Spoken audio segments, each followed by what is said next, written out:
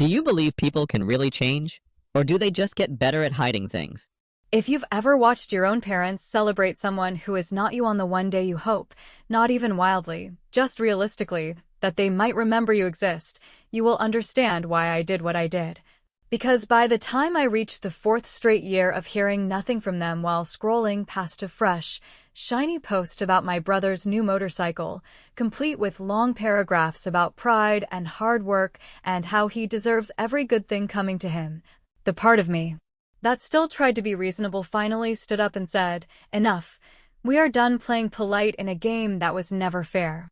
I wish I could say I was surprised, but I was not, and that is the part that stings more than the silence, because you can forgive a one-off slight, and you can explain away a second try if someone is sick or busy, and you can grit your teeth through a third pass if you really do not want to pick a fight before the holidays. But by the fourth year you start hearing the click of a pattern locking into place. And it feels like walking into a room where a meeting about your life ended 10 minutes ago and no one bothered to tell you they already voted. So there I am, on my couch with my phone, not doing anything special because I had already stopped trying to set myself up for disappointment, when my screen lights up with a tag from my mom that is not actually a tag of me, but a big public gush about Ethan.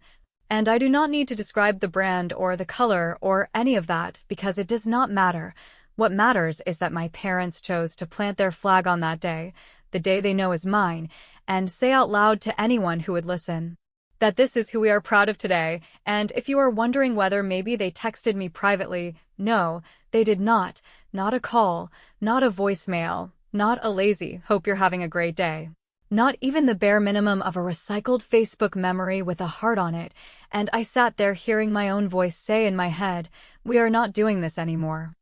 I did not cry, which surprised me, because for years I was good at crying in private and wiping my eyes before answering any call like I was fine, but this time I felt something calmer, almost boring in its clarity. And I opened the contacts that I had left untouched out of habit, and I did the small, practical things that do not feel like war until they are, because I removed my parents from my favorites.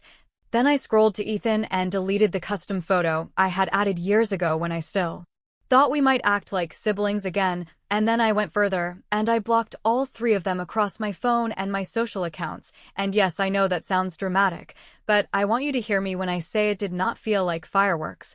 It felt like finally standing up from a chair that had been hurting my back for years. You know how people say boundaries are for you, not for them, and everyone nods like they understand until you actually use one, and then suddenly you are the villain who ruined Thanksgiving. Well, I knew exactly what story would get told about me if I announced anything, so I did not announce a thing. I just went into my settings and flipped off location sharing. I took down old photos where I am smiling beside people who could not be bothered to type my name, and then I did one more small thing that was pettier than I like to admit, but felt right in the way a door feels right when it latches. I opened the family streaming accounts, the ones tied to my card, because years ago it was easier that way, and I removed their profiles. Not because I needed to cost them a few dollars, though I did change the password, but because I needed to reclaim something that I had been paying for with money and with patience while they paid with nothing. There was a tiny part of me that was afraid I would wake up the next day and regret all of it, so to keep that part from talking me out of it, I left one message for myself in my notes app, a simple line that read, "They would not hesitate to forget you again." And then I put my phone on Do Not Disturb and let the house be quiet, and I cannot tell you it was peaceful because I do not want to oversell it, but it was steady, and I slept like someone who finally turned off a buzzing light.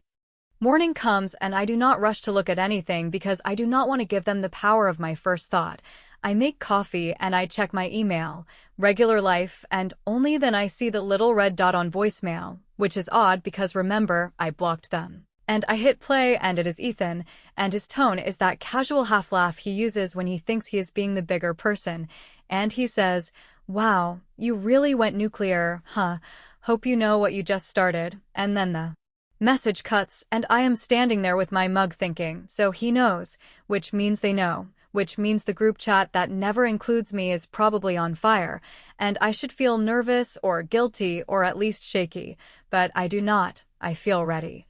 Because if they want to pretend I do not exist, then fine, I will show them exactly what it looks like when I actually don't. And because a line once crossed should not be tiptoed back over, I open my banking app. I cancel the autopay on the old family phone line I have been covering out of habit since college. I update my HR emergency contacts so my manager does not call my mother if something happens to me, and for the first time it occurs to me that maybe I have been underwriting my own erasure. So I stop doing that, and I sit back down and I wait. Because the next move is not mine, and that is exactly the point. Which is when my screen lights up again with a text from an unknown number that says, "If you tell anyone your little version, we're done," and I know from the phrasing exactly who typed it, and I smile even though none of this is funny. Because I never needed to tell a version at all, I only needed to let them speak. I did not rush to explain myself to anyone because I had finally learned that explanations are just invitations for people to negotiate your boundaries, so I sat in the quiet, kept my settings the way I set them, and watched as the absence of me did exactly what years of pleading never did, which is make them pay attention, because within a day my phone started lighting up from numbers I had not seen in months. Cousins who usually write on birthdays with a generic line now asking if I was okay. An old neighbor sending a voice note saying my mom was worried sick, which made me laugh out loud in a way that surprised me, not because worry is funny, but because we all knew this was not worry about me as a person, but worry about what I might say out loud. And that recognition gave me the calm I needed to be consistent, so I answered a handful with the same sentence every time, that I was taking a step back from family contact and would not be discussing specifics, and I kept my voice soft and steady, and I did not explain anything further, and it turns out restraint can sound like guilt to people who expect you to rant, and it can sound like authority to people who expected you to beg. I made one post on my own social media that morning, and I kept it simple and impossible to argue with, a short note thanking the friends who remembered me and saying I was doing some housekeeping in my life and would be offline for a bit. And it was strategically boring on purpose, because I did not want to hand anyone a line that could be screenshotted and served back to me at Thanksgiving, and the simplicity worked, because messages from relatives doubled, now with a tone that felt less like concern and more like reconnaissance, the classic, just checking in, anything you want me to pass along, which is the family version of a microphone test, and I answered none of those, because I did not need a messenger and I certainly did not need a stenographer.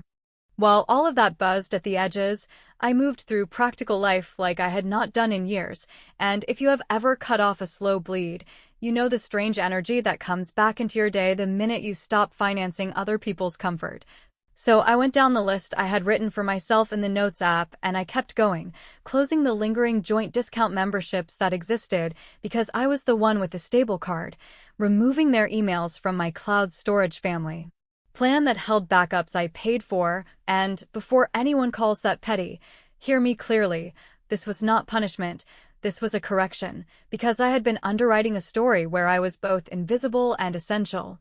expected to fund conveniences while being excluded from celebrations, and the only way to tell a new story was to turn off the power to the old one, and when the notifications arrived that a device had been signed out or a profile removed, I felt no victory dance, just the steady click of puzzle pieces finally moving into their right places. Extended family began to split into predictable camps, the ones who quietly said, "I see you and I love you," the ones who spoke like publicists for my parents and told me I was overreacting, and the larger middle who asked questions with hidden hooks.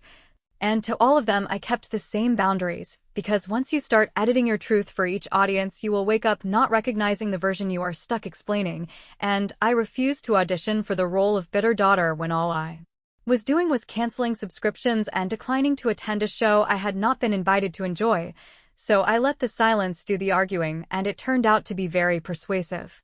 The first real sign that the quiet was getting loud landed as a screenshot from my cousin Lila, who is too blunt to play telephone and too honest to be in the secret group chats for long, and the image was a piece of the family thread I am not in, with my mom writing that if I told my little version, the family would be done, and those words settled in my stomach like a map, because when people are more afraid of the truth than the lie is already cracking, and for the first time I understood how little I had to do to let it fall apart, and that is when I made one more choice that I knew would be labeled nasty by the people who rely on me staying nice. But I did it anyway, because it was clean and fair and long overdue. I opened a new email, attached the receipts for the last few years of the services and plans and subscriptions that I had shouldered alone while being treated like the unpaid intern of the family. And I sent it to my parents with a single line that said I had closed all accounts I personally funded, that any outstanding balances were theirs going forward, and that I would not discuss this or anything else by phone or text. If they needed to reach me for a logistical matter, they could email. And I would reply when and if it made sense, and I CC'd no one, posted nowhere, and kept it strictly administrative, because there is a special kind of power in refusing to argue while you move the money. And if you want to know how fast people who ignore your birthday can suddenly learn to dial your number, the answer is immediately, with an urgency that sounds a lot like entitlement losing oxygen. They called so many times I had to set a second focus mode on my phone to keep it from buzzing through, and then Ethan tried, using phrases he learned from our parents about family loyalty and not making a scene, which is rich coming from the guy who stood beaming in front of that brand new toy on my day, and I told him once, in a calm voice that felt like it belonged to the adult I had become, that I was not making a scene, I was leaving the theater. And the show could go on without me, and I hung up before he could turn it into a debate he would win by wearing me down. The fallout, of course, arrived where all modern family fights end up, in pockets and screens and side conversations, but I did not chase any of it, because I had something better than a comeback. I had a plan that only worked if I stayed quiet and kept the lights off, and I was committed to both, which is why when Lila called later that week and said there was a rumor that my mom was planning something big for Ethan to reset the narrative, I smiled at the phrase and asked her not to tell me the details yet, because if they wanted a stage, I was going to give them one, and if they wanted an audience, I was going to make sure the right people were sitting in the front row. And that was the moment the idea snapped into place so fast it almost sounded like a click, the beginning of something that would not look like revenge until the very end. When that stage would turn into a mirror, and they would be the ones forced to see what everyone else had started to notice. The rumor about a big gesture to reset the narrative did not scare me. It clarified the landscape, because once I knew my parents were going to do what they always do when attention slips, which is stage something glossy and loud with Ethan in the center and me positioned as the difficult footnote, I could stop reacting to the noise and start lining up moves that look small from the outside, but tilt the whole board, and the first part of that was information. Not the kind you spray all over the internet with a shaky caption, but the kind you place like a quiet file folder in the right hands, the kind that lets people connect dots without you drawing arrows. So I started with a list in my notes of the basics everyone forgets when a family argument gets dramatic: the missed birthdays with dates, the 3 times I covered a bill that was supposed to be temporary, the years I carried the family phone line and the streaming and the cloud storage and the roadside service, because I had the steady job and because at some point I was told it was easier if I just handled it, and I kept the tone of the list dry, no adjectives, no editorial, just dates and amounts and the simple phrase, no acknowledgement. And once it looked like a log instead of a cry for attention, I printed it to a clean PDF with no commentary, and I sent it privately to exactly 3 people who mattered more than any public post ever would,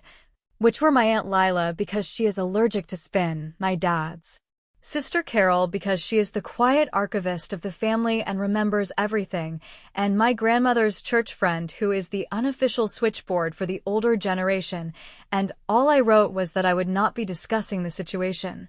But since there were comments flying about my version, I wanted to place facts somewhere calm in case anyone needed context later, and then I put the phone down and did not touch it for an hour, which for me is an act of discipline that felt like lifting weights. In the meantime, I handled the part people never applaud because it does not make a juicy story, but it changes your life, which is the financial unbraiding you postpone because it is boring. And I went to the credit union where Ethan's first car loan still had my name listed as an emergency contact from years ago when I was dumb enough to co-sign a small line that got paid off and then left a ghost in the system. And I had them remove every trace of me from anything that could be used to justify a call when he misses a payment, not because I wanted him to fail, but because I was done being the net that let him bounce without feeling the drop. And while I was there, I also closed a small joint savings account my mother set up in my early 20s for household emergencies that had somehow turned into an invisible piggy bank for other people's wants, and I transferred the remainder, which was not a fortune but was mine, into my own account with a new nickname that made me smile. And as I walked out, I felt the weird calm of doing something that should have been done years ago, the kind of calm that does not announce itself, but sits heavy and solid in your chest. The next move was about narrative control, and I do not mean speeches. I mean the simple reality that whoever asks the first good question controls the room. So I called 2 relatives I trust and asked them to do me one favor at any future family event where my name comes up, and it was not to defend me or argue my case. It was to ask, in the most neutral tone possible, whether our parents remembered my last 4 birthdays, and then to follow up, again neutrally, by asking why a brand new motorcycle post landed on that particular day, and then to leave the silence naked, because you cannot argue with a question you are afraid to answer, and people will fill the air with exactly the truth they are trying to avoid if you give them enough space. And both of my relatives agreed because they understood this was not about humiliation. It was about pulling a thread in front of an audience that had been trained to admire the sweater without noticing the hole. Ethan, of course, felt the shift before my parents did, because when you are used to the ground tilting your way, you can feel it level under your feet, and he texted with that aggrieved older brother tone about how I was being dramatic and making their lives harder. And I told him in one long breath that if his life gets harder when I stop doing unpaid labor and stop absorbing public insults on private days, then maybe the problem is not my boundary, but his reliance on it, and he shot back something about loyalty and gratitude that would have landed years ago, but this time it just looked like a man reciting lines from a play that is closing, and I let the message sit unanswered while I finished the last piece of the week's cleanup, which was calling the family dentist to remove my card from the file for my parents' account because, and I cannot believe I am saying this as a grown woman, somehow I had ended up paying their cleanings for 2 years in a row due to an "I'll Venmo you" later that never came, and when the receptionist said she would update the file, I felt something loosen in my jaw I had not realized I was clenching. By the weekend, the PDF had done what it needed to do without me. I know this because my grandmother called in that careful voice she uses when she knows she is stepping into quicksand, and she said she had not realized how many times I was left out.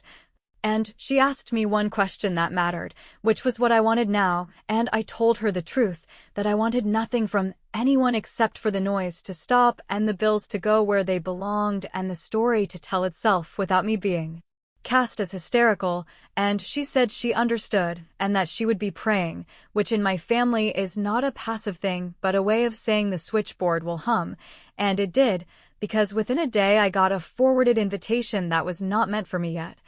A digital save the date for a surprise party for Ethan that my mother had circulated to half the state, complete with a note about bringing the family together after a misunderstanding, and it included a plan for a slideshow and a toast. And an open mic where people could share stories about how supportive our parents are, and I nearly choked on the theater of it, but I said nothing out loud, because the stage they were building was not my punishment, it was my opportunity. And all I needed now was one clean way to flip the lights at the right moment. So I wrote one more email, short and careful and painfully polite, to the venue manager whose name was on the invitation, stating that I would not be attending any family events and asking that no photos of me from childhood be included in any displays or slideshows, citing privacy and consent and nothing else.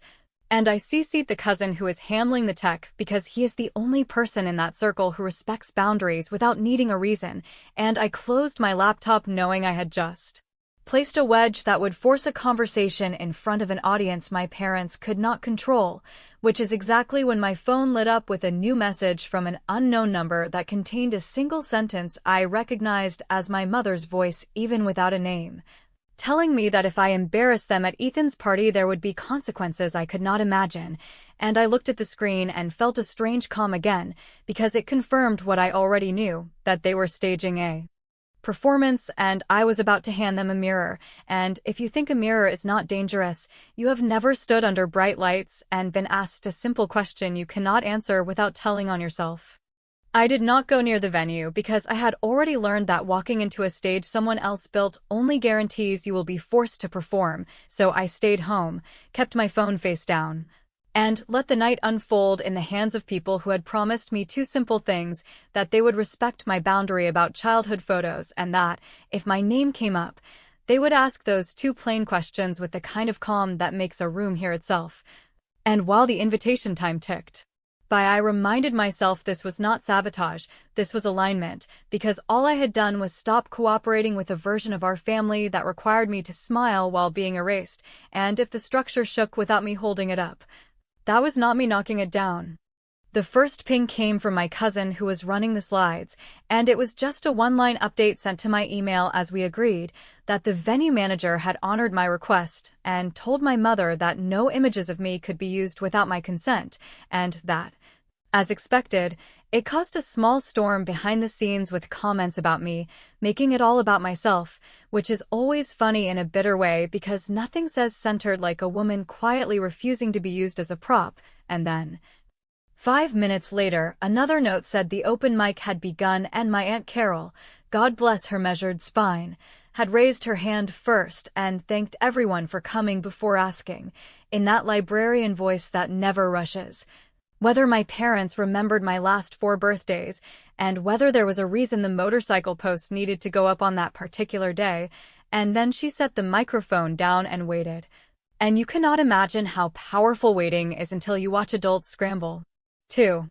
Fill a silence that only has 2 honest answers. What followed, according to the steady stream of whispered updates that hit my inbox every few minutes, was not a dramatic explosion with shouting and grand gestures, because life is rarely a streaming drama even when it feels like one, but a slow unspooling where people who had always nodded along started looking down at their shoes, and people who had always defended my parents out of habit shifted in their chairs, and one of the older church ladies, the kind who lives by the calendar, muttered that she writes down every birthday and had not seen my mother post even once in 4 years, and when my mother tried to pivot to how private I had become and how hard I made it to celebrate me, my grandmother's friend,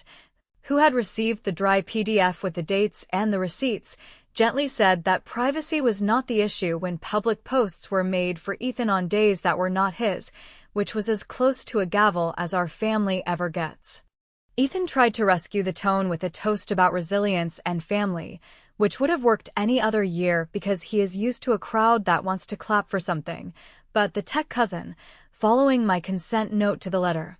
started the slideshow without any of the images that include me, and if you want to feel what absence looks like, imagine a family history cut to make room for one person's shine, and then stripped of the sister who took all the photos and planned half the events, leaving gaps that are obvious if you are paying attention, and apparently people were paying attention, because the messages coming in shifted from play-by-play to quotes. One relative saying out loud that it was odd how many times I was missing from the narrative, and another asking whether I had been invited to speak tonight, and the one that made me sit up straight, a neighbor asking my mother, in front of the group,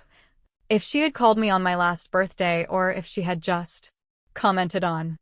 her own son's motorcycle like the rest of us, and when that neighbor wrote, "I figured you forgot because you were planning this," my mother laughed a little too hard, which is her tell, and said she had sent a message that must not have gone through, which would be convenient if phones worked like wishes. I stayed out of the group texts lighting up in real time, because the whole point of my plan was that I would not be the one arguing in a room I did not enter. Yet, even from a distance I could feel the balance shifting, not toward me as a hero, which I never asked for, but away from the reflex that kept declaring everything fine whenever Ethan smiled for a camera, and just when I let myself breathe,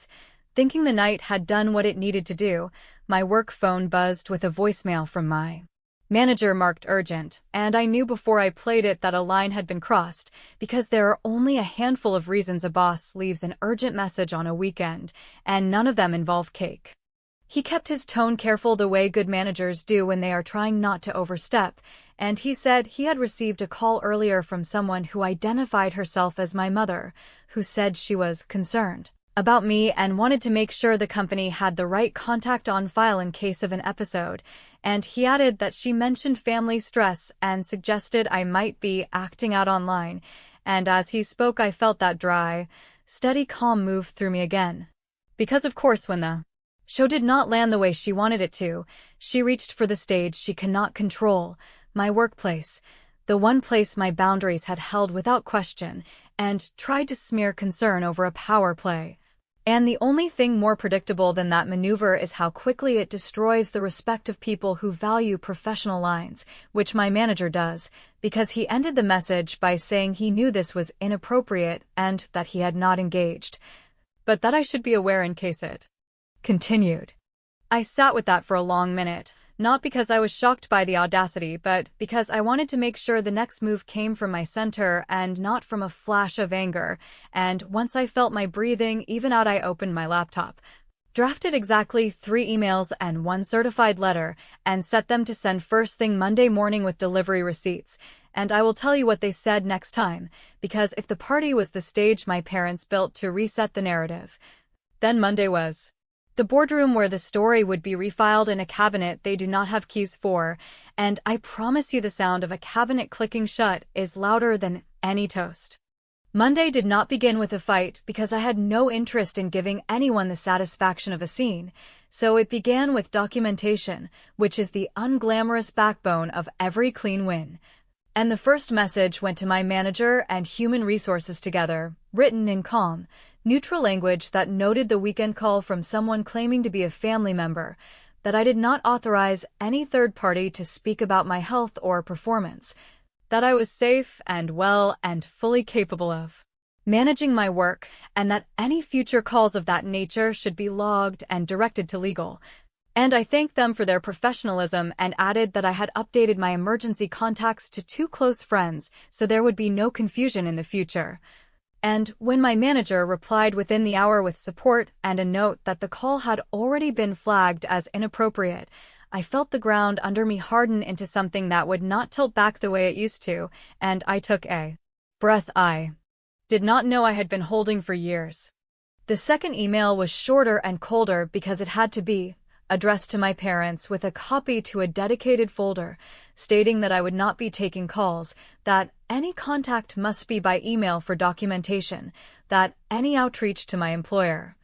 landlord, creditors, or friends would be treated as harassment and forwarded without response, and that I had notified my workplace to disregard third-party communications, and there were no insults and no pleading, just the plain lines of a boundary written in the kind of tone a bank uses when a grace period ends, and I sent it without shaking because I had already grieved the version of my family that might have read it and felt shame instead of offense.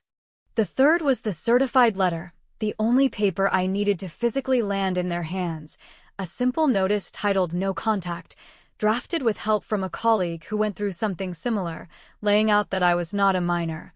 that there was no permission to contact my workplace or to use my name or image in public family communications. That continued interference in my professional life would result in a police report for harassment and a civil claim for damages, if necessary, and I included a brief list of the accounts already closed and the ones that would no longer be available for their use, not as a punishment, but as a record, and the postal clerk stamped it with that heavy thunk that sounds like a door shutting in a hallway. And I walked out without looking back because I did not need a cinematic feeling, I needed a receipt. By midday, the replies began to stack up in the predictable sequence. First, Ethan with a long paragraph about how I had humiliated the family and how he was paying the price for my dramatic stunt, which I read twice to make sure I was not missing something new, and then I archived it, and then my mother with 3 messages in quick succession that swerved from wounded confusion to anger to a demand that I retract whatever I had fed to relatives, which would be more persuasive if I had fed anyone anything other than dates and invoices, and I wrote back 1 sentence that said I would not be engaging except by documented email, and that I wished everyone well, and I left it there. Because people do not know how to wrestle you if you will not step onto the mat.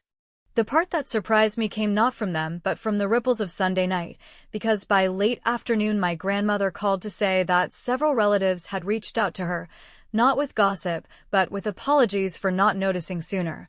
And while I did not need apologies, I understood the power of that turn, because apology is attention finally landing where it should have landed years earlier, and attention is the lever that moves a social system, and the lever moved faster than I predicted, with one aunt posting a simple public note about how families should celebrate all their children, and how mistakes can be corrected at any stage of life. And an old neighbor commenting beneath that she hoped my parents would do the right thing because the pattern had been obvious, and I felt a wash of relief that had nothing to do with revenge and everything to do with sanity returning to the room.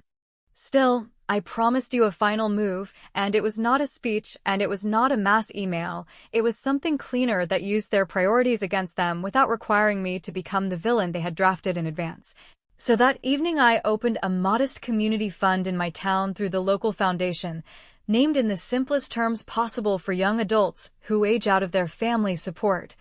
A small scholarship and emergency grant pool that matched the exact yearly amount I had been quietly spending on phone lines and subscriptions and medical copays that were never repaid, and I funded it for the first year up front from the closed joint account and the tax refund I had been saving. And I wrote a short announcement that did not mention my family at all, only that I had learned the hard way how expensive it is to be the responsible one, and I invited friends and colleagues, not relatives, to donate if they wanted. And I scheduled the post for a week later on the exact day.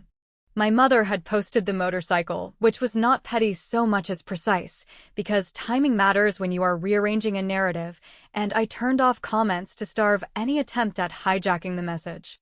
The fallout was immediate and perfect in its predictability, with texts arriving from numbers I did not recognize asking if the fund was about my family, and I ignored them, and with Ethan sending a line that said I was making them look bad, which I ignored as well, because the beauty of a clean move is that it does not name anyone while still lighting up every room where the right people are standing, and within days I heard from my cousin that my parents had quietly told Ethan they would not co-sign a refinance on his motorcycle or cover his insurance hike, not because they had repented, but because they could not afford to look like they were doubling down while the town librarian was praising my little fund at the farmer's market. And a week later another cousin mentioned, offhand like it was trivia, that Ethan had listed the motorcycle and sold it, and I will not pretend that this made me cheer out loud, but I will admit I sat very still and let myself feel the precise justice of the circle closing. Months have slid by without a phone call and without a knock at my door, and when someone asks how I am, I say I am boring and peaceful, which feels like wealth of a kind I was never given. And I know there are still relatives who think I went too far and others who wish I had gone further, and both opinions can live their lives without me, because what matters is that the dynamic flipped for good, with my parents now checking their tone before posting, with Ethan learning to budget like an adult, and with me holding a binder full of receipts and emails that I hope I never need to open again. And if you are waiting for an apology, I am not, because apologies cannot build what I built by leaving, which is a life where their approval is not the currency anymore, and if there is any open question left, it is whether I will ever sit at their table again, and the honest answer is that I do not know, but I do know that if I do, it will be as a woman who does not accept vanishing as a condition of entry, and that certainty is the best birthday present I have ever given myself, even if I had to buy it the hard way.